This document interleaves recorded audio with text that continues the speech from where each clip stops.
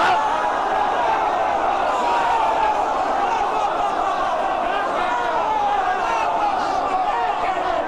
بھائی خلیفہ دوم فاروق اعظم جو میدان غدیر میں کہہ رہے تھے بخن بخن یا علی ابن ابی طالب. میں کتنی بڑی بات کہہ رہا ہوں. ارے آپ 22 کھڑم معنی بنا لیجئے مولا کے, مجھے اس سے کیا غرض. بخن کے معنی لاؤ. کتنے ہیں بخن کے معنی؟ ان کا بخن کے معنی تو مبارکباد کے ہیں, تو نوکر بننے پر مبارکباد دی جاتی ہے.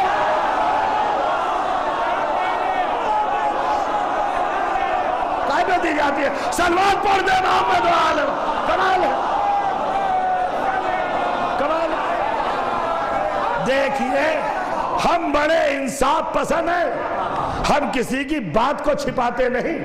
خلیفہ دوم حضرت عمر ابن خطاب رضی اللہ تعالیٰ عنہ نے غدیر خم میں جب علی کو نبی نے ہاتھوں پر بلند کر کے کہا من کنت مولا فہذا علی المولا, جس کا میں مولا اس کے یہ علی مولا.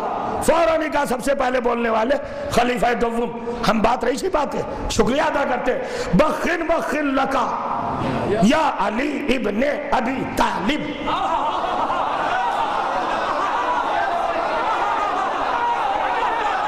بس زیادہ تو میرے پاس ٹائم نہیں, ایک بات کہنا چاہتا ہوں. بھرے ہوئے مجمع میں کبھی بھی داغدار باپ کا نام نہیں لیا جاتا. سنیے گا,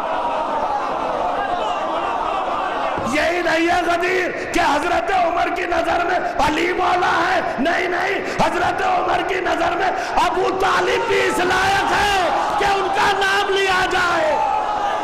بخن بخن بالکل سیدھی سادھی بات ہے. اب صاحب چلے, ہو گیا اعلان. من کنت مولا فہذا علی المولا. 26,000 کتابوں میں غدیر کا واقعہ لکھا ہے. بحث مولا کے معنی میں ہے. مولا تو اب یہ معنی کسی اور سے نہ پوچھئے, دوست کے معنی ہے. رسول اللہ نے علی کو دوست بنایا تھا, تو بنایا تھا تو اس کا مطلب یہ پہلے نہیں تھے, دوست نہیں تھے, بعد میں بنایا. اگر مولا کے معنی دوست کے ہیں, رفیق کے ہیں, ہے نا, ساتھ چلنے والے کے ہیں, کیا معنی لوگے, کیا بتاؤ گے؟ مجھے نہیں پتا. دوست بننے میں بگڑنا کیا. وہ جو آیا مسجد میں وہ کہا دیکھئے آپ نے کہا خدا کو ایک مانو, ہم نے 360 کو چھوڑا. آپ کے کہنے پر آپ نے کہا نماز پڑھو, ہم نے نماز بھی پڑھی. آپ نے کہا روزہ رکھو, بھوکے رہو. بھوکے آپ سے کہیں اگر کہ بھائی 12 گھنٹے فاسٹنگ پہ رہیے آپ, تو آپ تو ہو جائیں گے نا, رکھ لیں گے روزہ. توجہ چاہ رہا ہوں. لیکن جو ایسے لوگوں کی اولاد اور خود ایسے ہوں کہ زمانے کفر میں اللہ بنا کے رکھتے تھے, اللہ معبود حلوے کا, جب عبادت کا وقت آتا تھا عبادت, اور جب بھوک لگتی تھی تو جنہیں اپنے خدا کے کھانے کی عادت ہو وہ کیا کچھ نہیں کھا سکتے. اور جو کرے مولا اب کمال ہے, وہی آیا ہے. اچھا ایک ایک چیز اس نے سلسلہ وار گنائی, تفصیل سے, فہرست ہے, سیریل وائز. کہتا ہے آپ نے کہا اللہ کو ایک مانو, ہم نے مان لیا. آپ نے کہا روزہ رکھو, ہم نے کہا رکھ لیا. آپ نے کہا نماز پڑھو, ہم نے پڑھی. آپ نے کہا زکوٰۃ دو اپنے مال عزیز سے, ہم نے دی. دیکھیں ایک ایک چیز کہتا جا رہا ہے, نہ بے نمازی ہے نہ بے روزے دار. توجہ کیجئے گا, نہ زکوٰۃ کا منکر ہے نہ جہاد کا. بہت توجہ چاہ رہا ہے نا, پنچول ہے بالکل, ساری چیزوں پہ عامل ہے. اور اس کے بعد کہتا ہے مگر رسول اللہ آپ کی بات یہ سمجھ میں نہیں آئی کہ آپ نے اپنے بھائی کو ہمارے سروں پر مسلط کیوں کر دیا. اس کا مطلب یہ ہوا کہ حارث جیسے دشمن کی نظر میں بھی مولا کے معنی صاحب تسلط کے ہیں. میں کچھ کہہ رہا ہوں, توجہ کریں گے آپ، لے رہے آپ، جسے کنٹرول حاصل ہو، جس کو اختیار حاصل ہو، مولا۔ اور پھر نبی نے ایک قانون بنایا، ایک قانون بنایا، اور قانون یہ بنایا، ابو ذر، اے میرے ابو ذر، پیارے ابو ذر، کائنات میں سب سے زیادہ سچے ابو ذر، توجہ چاہ رہا ہے نا، ما قلت الغبرہ وما ذلت الخضرہ اصدق من ذی لہجت ابی ذر۔ زمین نے کسی کو اٹھایا نہیں، آسمان نے کسی پہ سایہ نہیں ڈالا جو ابو ذر سے سچا ہو۔ کون کہتا ہے ہم صحابہ کے فضائل نہیں پڑھتے؟ سچا تو ہو تب تو پڑھے، پڑھ رہے کیا نہیں؟ جندب بن جنادہ، نام تو ابو ذر کا جندب بن جنادہ ہے، سچا، اصدق، صدق کی آخری منزل، افضل التفضیل، اصدق، سب سے بڑے سچے، سب سے زیادہ سچے، ما بین زمین و آسمان، سب سے زیادہ سچا۔ انتخاب نگاہ رسالت بھی تو دیکھیں۔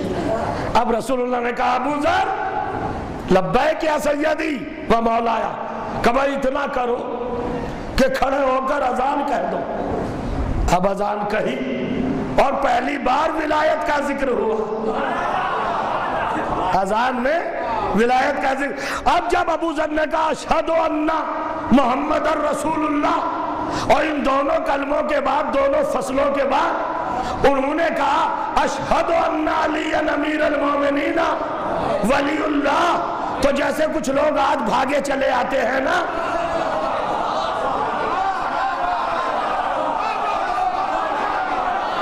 ایسے ہی نبی کے پاس یا رسول اللہ روکیے روکیے روکیے، ابو ذر کو کہا کیا ہوا؟ کہا یہ بدعت کر رہے ہیں۔ کہا کیسی بدعت؟ کہا علی ولی اللہ کہہ رہے ہیں اذان میں، کہا شرم نہیں آتی؟ ابھی ہم کیا کر رہے تھے؟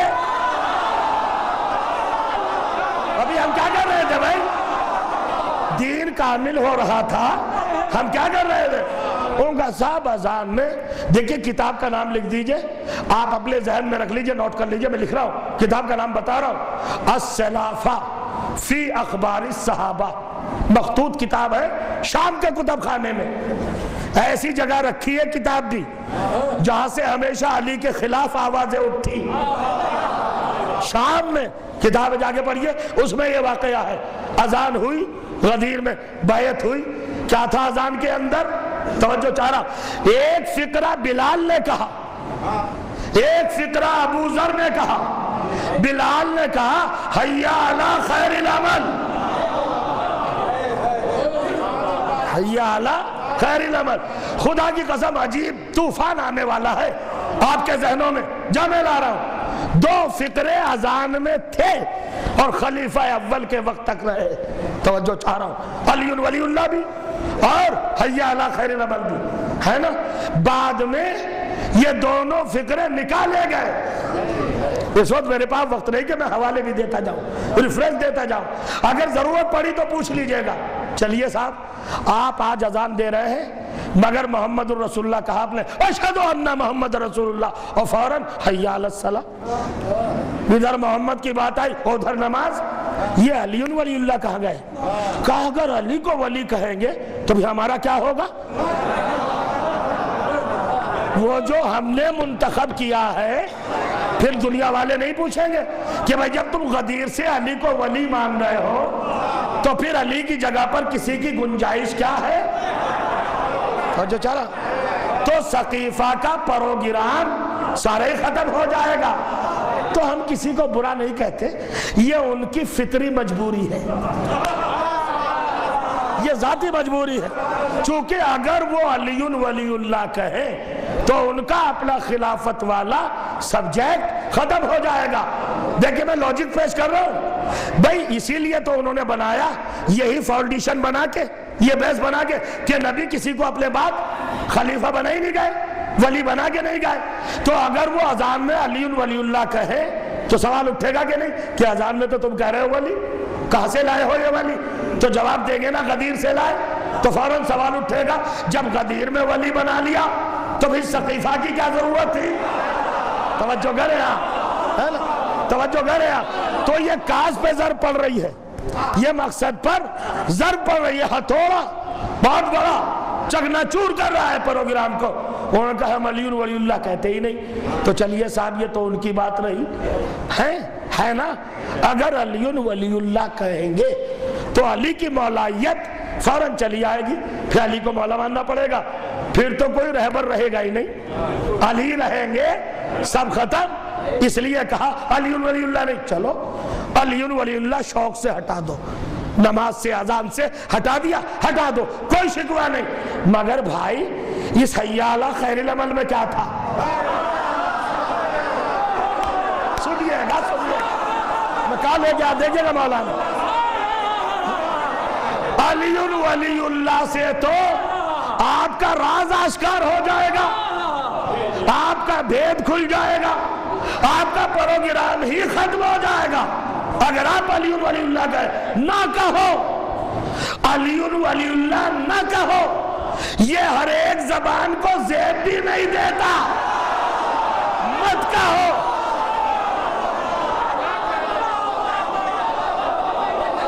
دیکھ رہے ہیں بات کا. اب میں دیکھئے منطقی بحث کر رہا ہوں، لوجیکل پوائنٹس لا رہا ہوں آپ کے سامنے. علی ولی اللہ کی عمارت اتنی مضبوط تھی کہ اگر اسے شو کرتے اذان میں تو ملت مسلمہ پوچھتی ارباب حل و عقد سے کہ تم نے کیا کیا؟ اذان میں تو کہہ رہے ہو اور ویسے مان نہیں رہا. کہا اس کو ہٹا دو، ایک طرف کر دو. سچے ہی انسان نے کیوں نہ دی ہو اذان. چلو بھائی اس میں تو کوئی بات نہیں، کمپرومائز. یہ تو ہٹانا ہی چاہیے تھا آپ کو، آپ کی مجبوری تھی. دیکھو دوسروں کی مجبوری کا بھی کچھ خیال رکھا کیجئے، ہے نا مجبوری. مگر یہ حی علی خیر العمل جب نماز کے لیے اذان ہوتی ہے اس میں کہتے ہیں حی علی خیر العمل. جانتے ہو کیا میننگ ہے اس کی؟ آؤ عمل خیر کی طرف. کیا نماز سے بھی کوئی بہتر عمل خیر ہے؟ اس سے اچھا جملہ مل سکتا ہے نماز کے لیے؟ اور پھر دوسرے یہ کہ آپ کے یہاں تو گنجائش دوسرے فکروں تک کی بھی ہے. پتہ نہیں آج کہاں ہے آپ.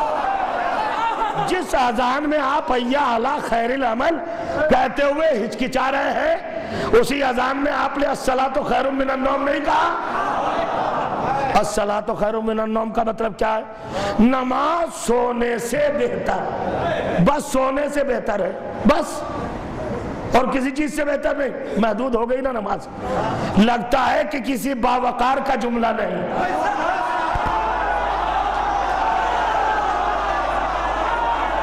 معیار اذان پہ نہیں اترتا.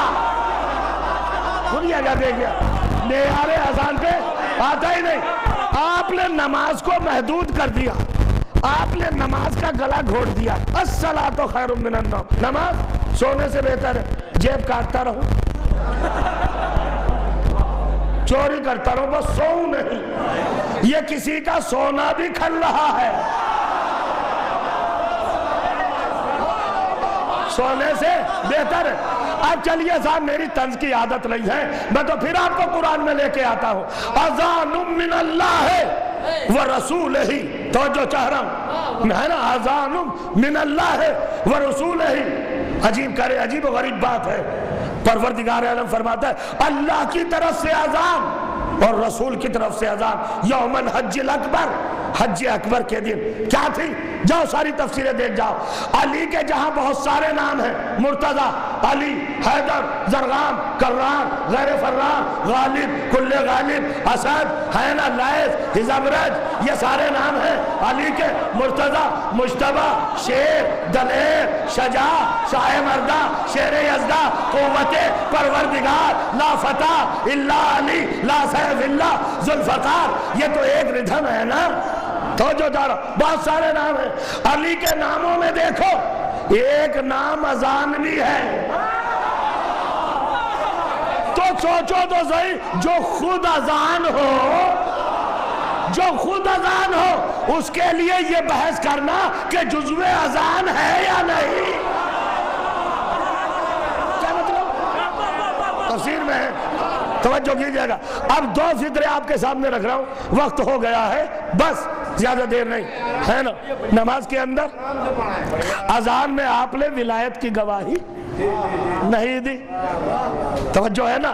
نکالنا ہی چاہیے تھا۔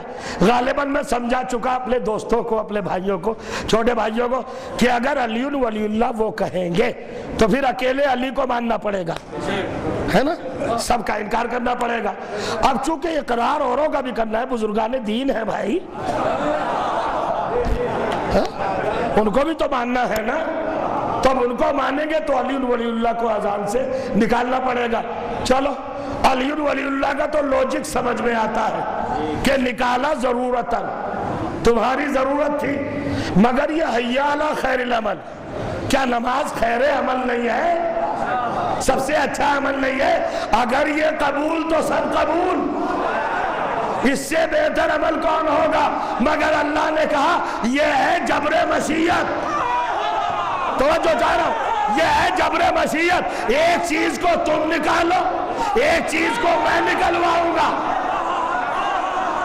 سن لیجئے میں کیا کہہ رہا ہوں، ایک چیز کو تم نکالو، ایک چیز کو میں نکلواؤں گا۔ علی ولی اللہ کو تم نکالو، حی علی خیر العمل میں نہیں کہنے دوں گا، تاکہ زمانے کو سمجھ میں آ جائے جہاں علی ولی اللہ نہیں ہے وہاں خیر عمل، خیر عمل نہیں ہے، صلوات پڑھ دے محمد و آل محمد پر، خیر عمل نہیں ہے۔ یا علی بس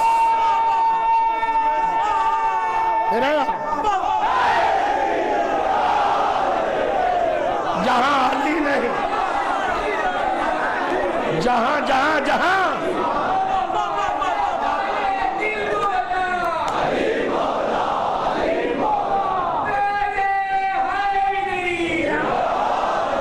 حالانکہ تاریخ ہے، اور تاریخ کیوں کہوں، قرآن 70واں سورہ سورۃ المعارج، لکھو سورہ نمبر 70، پہلی، دوسری، تیسری، چوتھی، پانچویں، 5 آیتیں، آیا ہے 23 برس کا پینڈ، تربیت یافتہ، چھوٹا موٹا نہیں، آیا ہے سالہ سائل بے عذاب واقع للکافرین لیس لہو دافع۔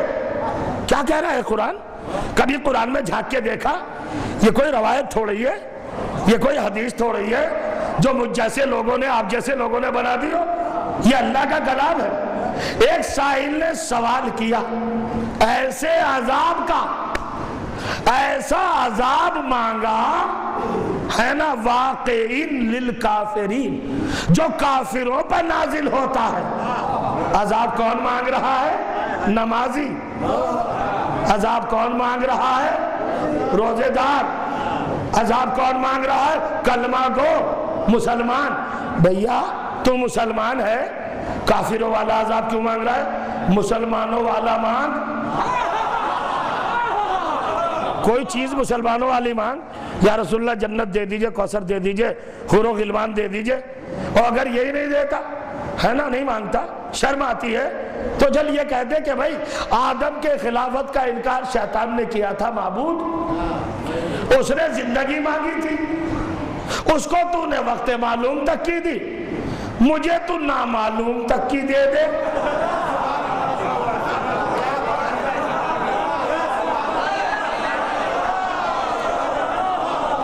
سوچا ہی نہیں، شیطان کی مدت معلوم، تو نامعلوم مانگ لے، اس لیے کہ نہ تجھے تیری ماں نامعلوم، نہ باپ نامعلوم، نہ شجرہ نامعلوم، کچھ بھی نہیں، مانگنا نامعلوم مدت مانگ، بڑی زندگی مانگ، زیادہ حیات مانگ، کیوں نہیں مانگتا اللہ سے؟ مگر نہیں کہتا ہے، خود کہہ رہا ہے میں کیا کروں، پھنسا ہوں، کیسے آپ کی خدمت پیش کروں؟ مجھ سے زیادہ جاننے والے بیٹھے، نمازی، روزے دار، پرہیزگار، حاجی، سبھی کچھ تو کرتا ہے نبی کے ساتھ رہ کر۔ حارث ابن نعمان فوری ہے نا، سورہ نو، سورہ معارج، کمال کی بات ہے، اور عذاب کون سا مانگ رہا ہے؟ کافروں والا۔ نماز پڑھ رہا ہے اور کافر ہے، روزہ رکھ رہا ہے اور کافر، تسبیح ہاتھ میں ہے اور کافر ہے، علامت اسلامی چہرے پر ہے اور کافر۔ کافر والا عذاب تو کہا سنو کل تک نماز پڑھتا تھا مسلمان تھا، کل تک روزہ رکھتا تھا مسلمان تھا، تسبیح پڑھتا تھا مسلمان تھا، اب مسلمان نہیں رہا، کیوں نہیں رہا؟ کہ بغض علی دل میں آ گیا۔ سنیے گا، بغض علی دل میں آ گیا۔ اور بہت بڑی بات کہنے جا رہا ہوں، محمد نماز پہنچانے نہیں آئے، پیغمبر روزہ پہنچانے نہیں آئے، یہ کام تو نوح، ابراہیم، اسماعیل 1,23,999 انبیاء نے بھی کیا۔ یہ حلال، یہ حرام، یہ مستحب، یہ مکروہ، یہ مباح، یہ جائز، یہ ناجائز، یہ کرو یہ نہ کرو، یہ سب تو نبی بتا ہی چکے تھے۔ پھر اس پیغمبر کا اور فضیلت کا معاملہ کہاں سے، الگ سے امتیاز کیا ہے؟ توجہ چاہ رہا ہوں اس پروگرام، اس بات کو بتا دوں، پھر پڑھیے، جا کے پڑھیے گا سورہ انفال، 8واں سورہ قرآن مجید کا، اور 25ویں آیت ارشاد ہوا یا ایھا الذین آمنوا استجیبوا للہ والرسول اذا دعاکم لما یحییکم۔ اے مومنو، جب جہاں جیسے جس طرح جس موقع پر تمہیں رسول بلائے فوراً حاضر ہو جاؤ تاکہ وہ تمہیں زندگی دے۔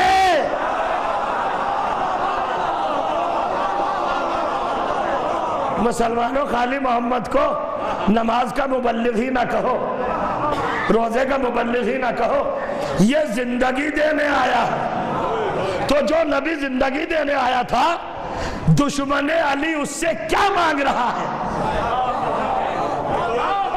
اسٹیٹس نبی کا کیا ہے نا؟ پتہ نہیں آپ کہاں ہوں گے، مجھے تو نہیں معلوم۔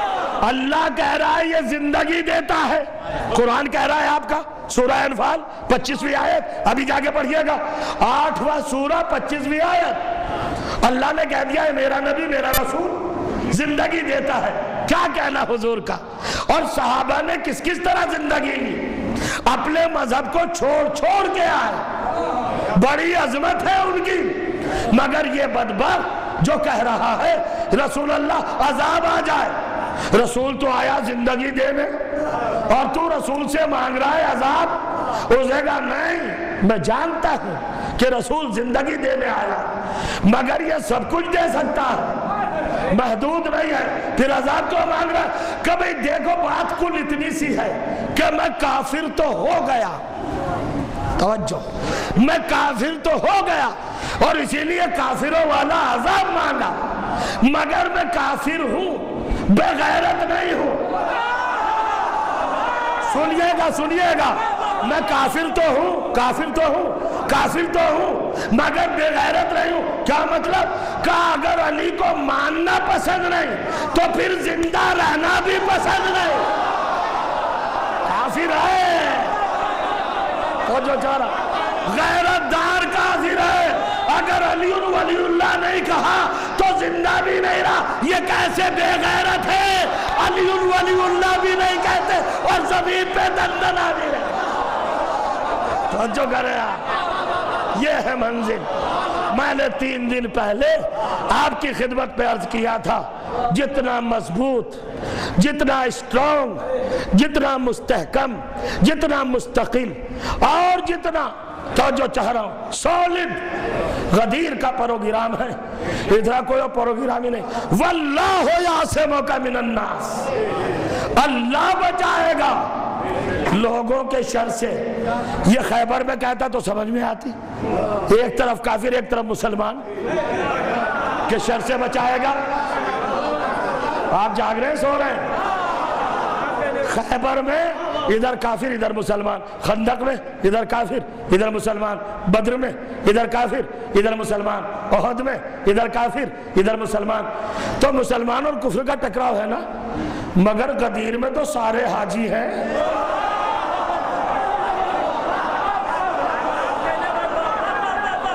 حج کیے ہوئے 1 ہفتہ بھی تو نہیں ہوا، اور اللہ کہہ رہا ہے لوگوں کے شر سے بچا لوں میں۔ شر سے؟ تیرے گھر کی زیارت کر کے آ رہے ہیں، شر کہاں؟ جانتا تھا اللہ کہ ان دماغوں سے لوگ شر ہٹانے کی کوشش، ارے صاحب ان میں شر کہاں سے آیا؟ اللہ کے گھر سے آ رہے تھے حج کر کے، شر کہاں سے آیا؟ کربلا اگر نہ ہوتی، توجہ چاہ رہا ہوں، تو غدیر کے شریوں کا شر سمجھ میں نہ آتا۔ جو کریں گے کیا کربلا میں قرآن نہیں تھے گلوں میں لٹکے ہوئے، بغل میں دبے ہوئے؟ کیا 500 حافظان قرآن نے حسین کے خلاف فتوی قتل نہیں دیا؟ کیا قاضی شرے جو گورنر تھا علی کے دور میں اور ناجائز مکان خریدنے پر علی نے اس کو اپنی بارگاہ سے نکالا تھا، حافظ قرآن تھا، کیا قتل حسین کا فتویٰ نہیں دیا؟ دیا۔ حافظ بھی ہے، حاجی بھی ہے، نمازی بھی ہے۔ کیا مطلب ہوا؟ فتویٰ دے رہے یزید کی خوشنودی میں۔ ہم سے کہتے ہیں لوگ اور سوال کرتے ہیں، اے بھائی یہ ذکر کب تک رہے گا، یہ سلسلہ کب تک رہے گا، اور یہ تذکرہ کب تک مسلسل رہے گا؟ یہ تذکرہ تو رہے گا جب تک دنیا رہے گی، تاکہ پھر یزید پیدا نہ ہو۔ توجہ چاہ رہا ہوں، اس لیے رہے گا یہ احتجاج۔ آپ نے نہیں دیکھا جب پچھلے سال بش آیا تھا یہاں پر حاضر ہوا تھا تو اس کے خلاف احتجاج، اس کے خلاف جلوس۔ توجہ چاہ رہا ہوں، یعنی آتے ہیں دھیرے دھیرے سمجھ میں مسلمانوں کی ہمارا معاملہ آتا ہے نا۔ جو ہم احتجاج کا طریقہ استعمال کرتے ہیں وہی آپ بھی کرتے ہیں، مگر بس فرق اتنا ہے کہ ہم ہر وقت کرتے ہیں، آپ بر وقت کرتے ہیں۔ جب آپ کو زحمت ہوتی ہے نا، مشکل جب آتے ہیں، کب تک کیجئے گا تذکرہ؟ جب تک ایک ایک انسان مان نہیں لے گا، جب تک ایک ایک انسان تسلیم نہیں کر لے گا۔ جنگ جمل ذہن میں رکھ کے سن لیجئے گا میری مجلس، گھبرائیے گا نہیں، توجہ چاہ رہا ہوں میں، ہے نا؟ کوئی فائدہ نہیں ہے، کوئی پروفٹ نہیں ہے۔ کیا مطلب ہوا ان باتوں کا؟ کب تک یہ بحث کرتے رہیں گے، خون بہاتے رہیں گے، تبرک تقسیم کرتے رہیں گے، یہ کرتے رہیں گے؟ بھیا بات یہ ہے جو کر رہے ہیں انہیں کرنے دیجئے، آپ سے تو کوئی مطالبہ نہیں ہے، آپ سے تو کوئی پریشانی نہیں ہے۔ ہم نے تو آپ سے کبھی نہیں کہا کہ بھائی آپ اتنی بڑی شیروانی پہن لیں، شرٹ میں بھی کام چل سکتا ہے۔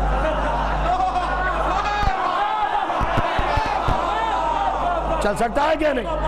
اور پھر نماز میں تو ابا قبا اور سب شیروانی اور ٹوپی، اپنے کو بھی کہہ رہا ہوں، کوئی واجب تھوڑا ہی ہے، خالی سترے عورتین واجب ہے، بس عورتین کو چھپا لیجئے شرمگاہ کو، اور کیا رکھا ہے؟ یہ واجب ہے تو وہ اتنا ہی لباس پہنیے، باقی اسراف نہ ہو جائے، فضول خرچی نہ ہو جائے، اپنے تن کو ڈھکو تو لازم زندگی اور حسین پر خرچہ ہو جس نے دین کو بچا دیا۔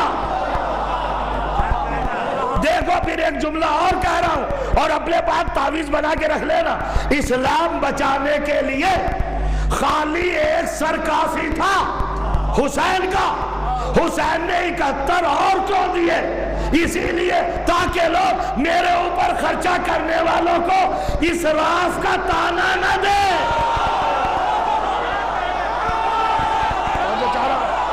اسراف کا تانا نہ دے۔ کربلا ہر مسئلے کا حل، ہر سوال کا جواب،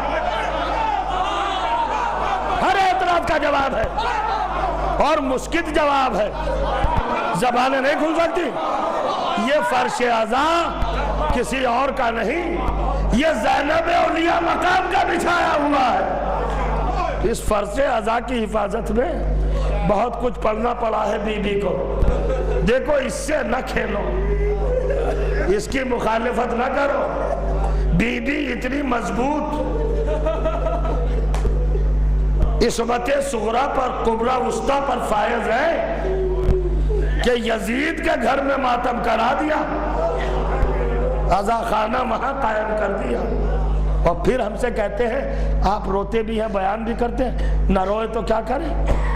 کیا کریں؟ سننا ہے آپ؟ میں نے شاید عرض کیا تھا یا نہیں کیا تھا، کربلا کی جنگ اور جنگوں سے الگ ہے۔ حسین نے کتنا محتاط رکھا اس جنگ کو، جانتے تھے کہ اعتراض ہوں گے، چونکہ اسلام بچ رہا ہے اس جنگ میں، ساری جنگوں میں پھیلا، کربلا میں بچا۔ اسلام بچانے کی جگہ ہے کربلا، اور کربلا سے جو وابستہ لوگ ہیں وہ خدمت گزاران اسلام ہے۔ خالی اسلامی نام رکھنے سے اسلامی نہیں ہوتا، کربلا سے وابستگی ہو، کربلا سے رشتہ ہو۔ اجرکم علی الحسین، عجیب منزل۔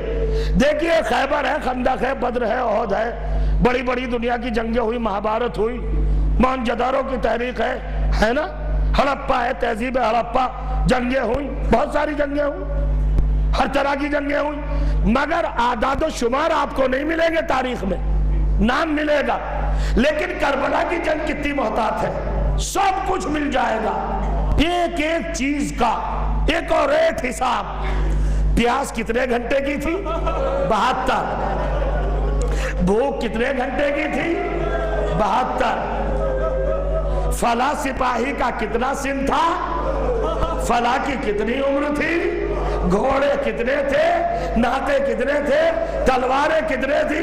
تور کتنے تھے؟ نیزے کتنے تھے؟ بھالے کتنے تھے؟ اور لشکر یزید کتنا تھا؟ 7,20,000 تک کی معلومات تو مجھے ہے لشکر یزید کی۔ کوفے کے در سے ٹکرانا 52 کلومیٹر میں چھوٹا موٹا لشکر نہیں آئے گا، لشکر کو 30 اور 40 ہزار کہہ کر ظلم میں کمی کرنا ہے۔ یہ نئی نئی تحقیقیں آ رہی ہیں کہ بہت چھوٹا لشکر تھا، بڑا نہیں تھا، نہیں، بہت بڑی آبادی تھی، ہر جگہ سے لوگ آئے تھے، پورا شام موجود تھا، پورا کوفہ موجود تھا، توجہ کریں آپ، پورا بصرہ موجود تھا، جہاں جہاں یزید کی حکومت تھی وہاں سے سب لوگ آئے تھے یزید کی خوشنودی میں، حسین کو قتل کرنے کے لیے۔ سب کچھ کربلا میں ہے۔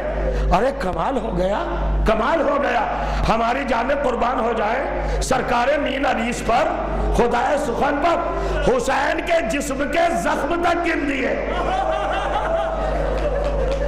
کربلا کی تاریخ میں حسین کے جسم کے زخموں کو بھی گن دیا، اور ایک بیت ملاحظہ فرمائے، 1900 ہے زخم، 1900 ہے زخم۔ یہ کائے کے زخم تھے؟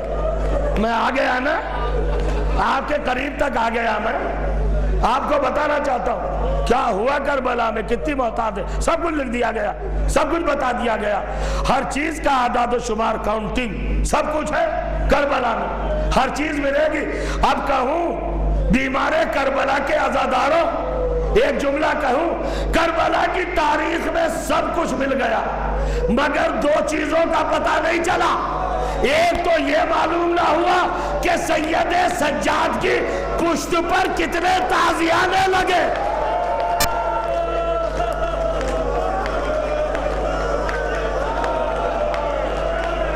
اللہ ان آوازوں پر رحمت نازل کرے۔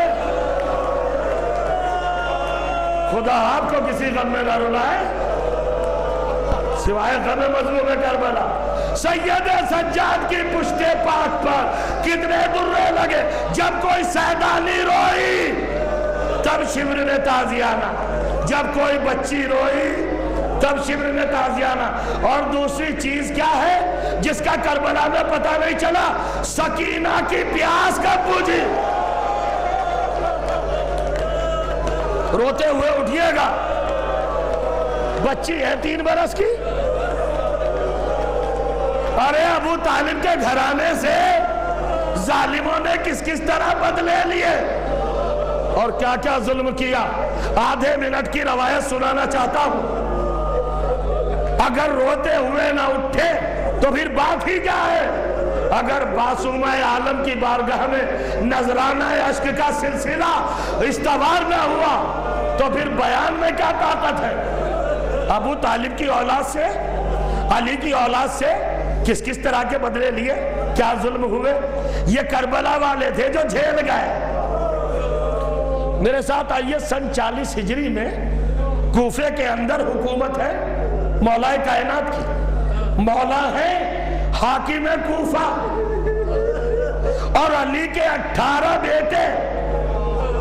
سن 40 ہجری میں علی کون ہے؟ حاکم اسلام، کوفہ کیپیٹل، دارالسلطنت، علی کے 18 بیٹے۔ ارے علی کے 18 بیٹے کہوں یا زینب کے 18 بھائی،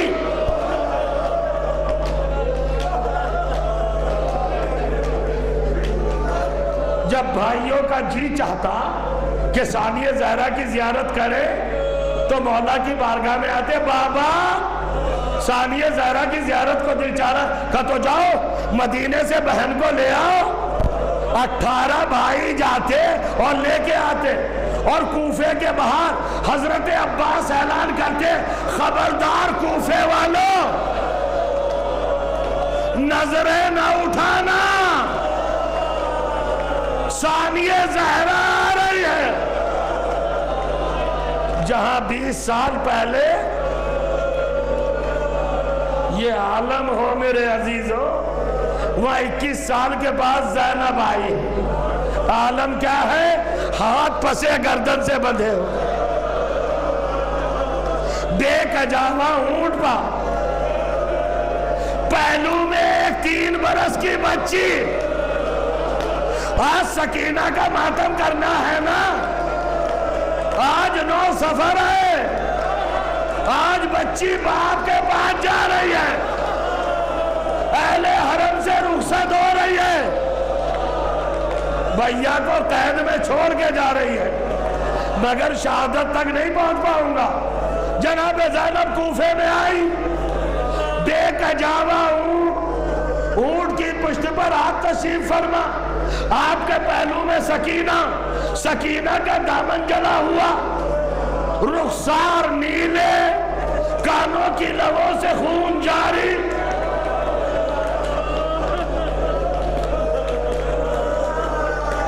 اجرکم من الحسین، بس میری گزارش سن لو، کسی طاقت میں، قلم میں طاقت نہیں ہے جو مصائب لکھ سکے، کسی دماغ میں طاقت نہیں جو کربلا والوں کے مصائب برداشت کر سکے، اور کسی زبان میں قوت نہیں جو پڑھ سکے، کسی کتاب میں تحمل نہیں۔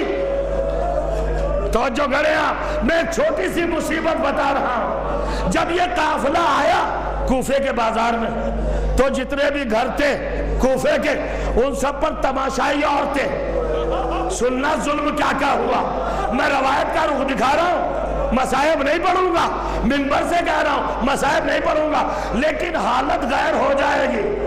کوٹھے کے اوپر، چھتوں کے اوپر، بالا خانوں کے اوپر عورتوں کی بھیڑ، سارے کوفے کی عورتیں۔ سکینہ اماں کے پہلو میں ایک مرتبہ بی بی مڑی اور پھوپھی کے زانوے اقدس پر ہاتھ رکھا۔